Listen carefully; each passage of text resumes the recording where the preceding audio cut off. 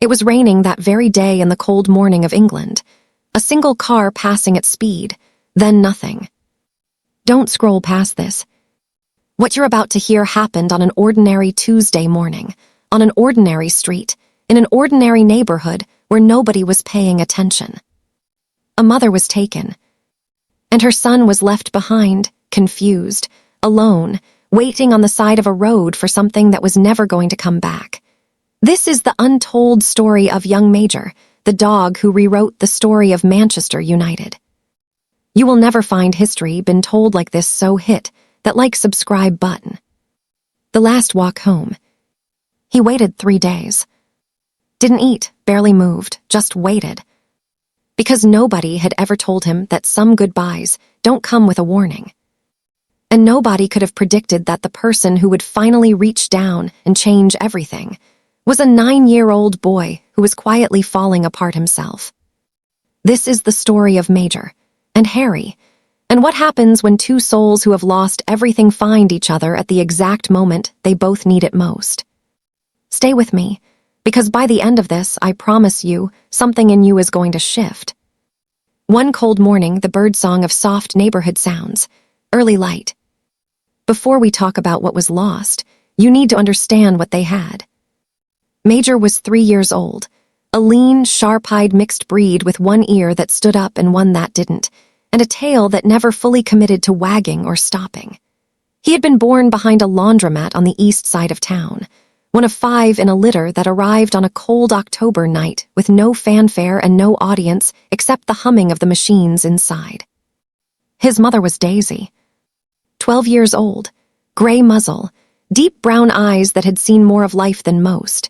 She was small and slow-moving now, her hips stiff in the mornings, but she carried herself with the quiet authority of an animal who had survived everything the street had ever thrown at her, and had done it with grace.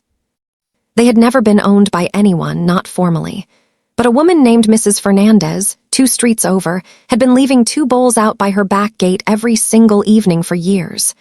Rain, cold, summer heat, 2 bowls, every night, without fail. That was their home, really. Not a house, not a yard, just a woman who showed up, every single time. On the morning it happened, Daisy did what she always did.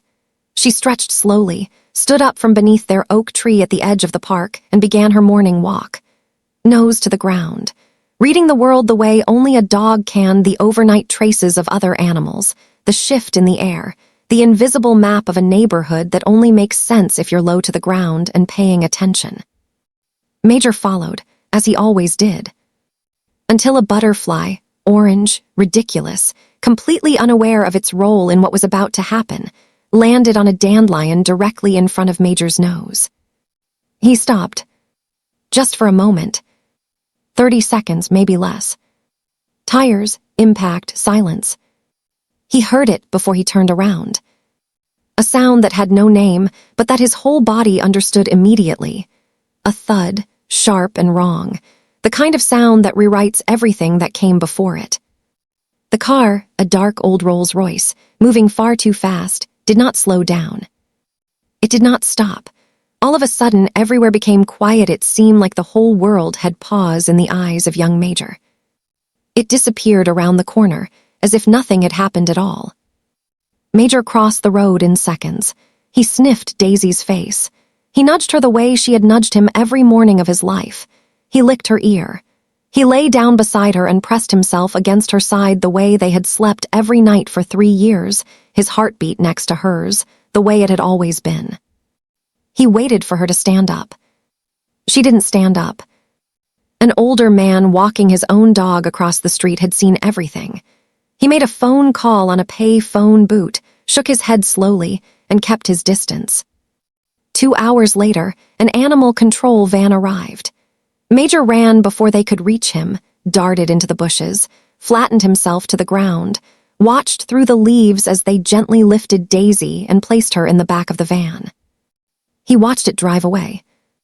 Then he went back to the spot on the road where she had been. And he waited. A long silence.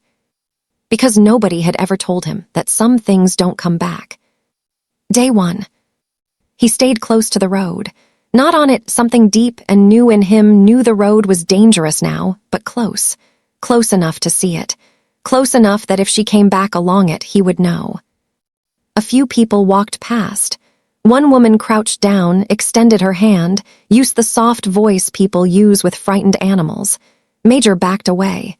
She wasn't who he was waiting for. Mrs. Fernandez came in the evening. She's an elderly Latina woman. In her 60s, with gray hair, warm and kind face. Someone had told her. She stood on the sidewalk with her hand over her mouth for a long time. She set down a bowl of food near the oak tree. She sat on the curb and cried quietly while Major watched her from the shadows. He didn't eat. In day 2. The rain started heavily. Major curled beneath the oak tree and tucked his nose under his tail and let it fall on him. He was cold now. Hungry in a way he was beginning to notice. But underneath the physical hunger was a different kind of empty, a hollow that started in his chest and had no bottom he could find. He kept watching the road, but nothing seemed to have changed that afternoon. A group of kids rode past on bicycles, loud and fast. Major shrank back. He didn't trust things the way he used to. You wouldn't blame him, the past day has been terrifying for him. But one of them, a boy with dark curly hair and a backpack that seemed too heavy for him, slowed down when he passed the oak tree. He didn't stop. He just looked at Major for a moment, rain on both of them, a long, quiet look. Then the other kids called for him, and he was gone. Major watched the empty road where he had been.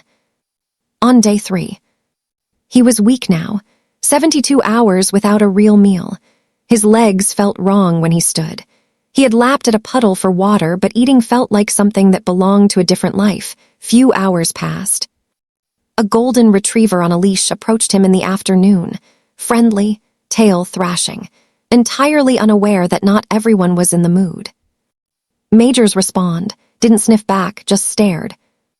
The owner pulled the retriever away gently and looked at Major with the expression humans make when something small and sad breaks them open without warning. The sun began to go down. Major put his head on his paws. And for the first time, in whatever way dogs understand things, not in words but in the gut-deep language of feeling, he began to accept that she wasn't coming back today. Or tomorrow, or ever. He closed his eyes and made sad sounds. Before we go any further, if this story is already sitting heavy in your chest, you are not alone. Thousands of people have felt exactly what you're feeling right now. Hit that like button if you're still with Major. It takes 1 second, and it helps this story reach someone who might really need to hear it today. And if you're new here, welcome. Subscribe. We tell stories like this one every week. Stories about loyalty, about loss, about the unlikely connections that pull us back from the edge. Now, let's talk about Harry. Harry Stafford was 9 years old, and he was also, in his own quiet way, falling apart.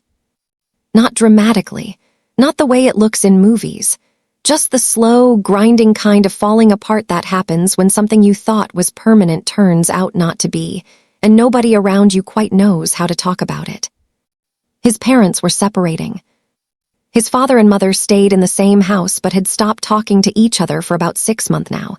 His mother was doing her best, genuinely, visibly trying, but the apartment felt wrong now. Same furniture, same walls, but the air in it had changed. Like someone had removed something structural and the rooms didn't know yet how to hold themselves up. Harry had stopped talking much. His teacher had noted it. His best friend Marcus had noticed. Even Mr. Pete, the school janitor who paid attention to things most adults filtered out, had put a hand on Harry's shoulder and said quietly, "You carrying something heavy, young man." He was. He just had no idea how to put it down. On the afternoon of day 3, while Major lay under the oak tree with his eyes closed and his last reserves nearly gone, Harry was walking home alone. Past the park, past the laundromat, past Mrs. Fernandez's garden. He almost didn't notice the shape under the tree. Major was so still, so folded into himself that he barely registered as living. Just a shadow, just a heap of something. But Harry noticed animals. He always had. It was one of his things. He stopped, He stepped off the sidewalk, dropped his backpack, and then he did what his father had taught him, crouched low, made himself small, stayed still. Never loom over something that's already afraid, Harry. You have to let them decide. He crouched there in the fatting afternoon light. And he waited. Major heard the footsteps stop. He opened one eye. The boy from the rain. Major didn't move, but he watched. Harry didn't reach out, didn't speak, didn't do anything except stay there, patient in the ancient way that children sometimes are before the world teaches them to rush. 1 minute passed. 2. Then Harry reached into the front pocket of his backpack and pulled out half a peanut butter granola bar. He broke a piece off, extended his arm, palm flat, and waited again. Major's nose worked. He hadn't eaten in 3 days. He took 1 step forward, then another. He stopped 2 feet away and read the air. The boy smelled like school and rain and peanut butter and something else. Something Major's nose translated not into a word, but into a recognition. The chemical signature of a human who was grieving. This boy had lost something too. Major took the granola bar from his palm. And Harry, 9 years old, trying so hard to be okay, felt his eyes fill with tears, because something about that single moment of trust, an animal choosing to step toward you when it had every reason not to, broke open something that had been sealed shut inside him for 4 days. He sat down in the dirt, right there on the side of the road, in his school uniform. And Major walked forward and placed his head in the boy's lap. Harry put his hand on Major's back, felt every rib. "It's okay," he whispered. He wasn't sure who he was saying it to. Maybe both of them, maybe the whole world. It's okay. Getting Major home was not a straight line. Major had never been inside a house, had never worn a leash. When Henry carefully looped a shoelace, his own, pulled from his sneaker right there on the sidewalk, around Major's neck, Major turned to stone, every muscle locked, eyes wide, a living statue. Harry sat back down immediately. "Okay," he said softly. "We don't have to go fast, we can just sit here." He held the end of the shoelace loosely. No tension, no pulling, just held it and let Major feel the weight of it and decide. 11 minutes. Harry counted. After 11 minutes, Major stood up. And they walked home together, slowly, with long pauses, Major stopping every few feet to reassess, to check, to make sure, as the sky shifted from gold to orange to the blue-gray of early evening, and the streetlights began coming on, one by one, down the block. Door opening. Carmen Navarro was at the stove when they came through the door. She turned. She took in her son, the dog, the shoelace, the mud on the school uniform she had ironed that morning. She opened her mouth. "Mama," Harry spoke first. "He lost his mom. I think he's been alone for 3 days. Look at him." Carmen looked at Major.